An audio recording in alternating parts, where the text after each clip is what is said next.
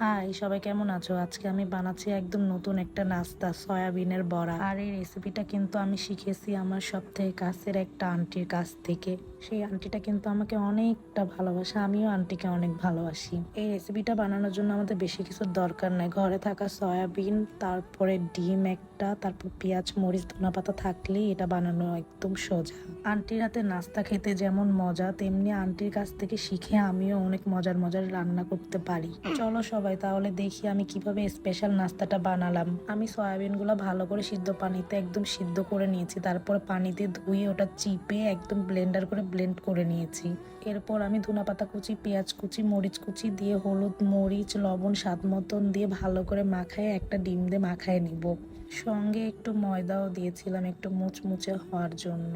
First time বানাচ্ছিলাম তো তখন জানি না যে কেমন হবে, ভাবতেই পারতেছিলাম না যে আসলে আন্টির মতন মজা হবে কিনা। আলহামদুলিল্লাহ অনেকটাই মজা হয়েছে, কিন্তু আন্টি থেকে কম।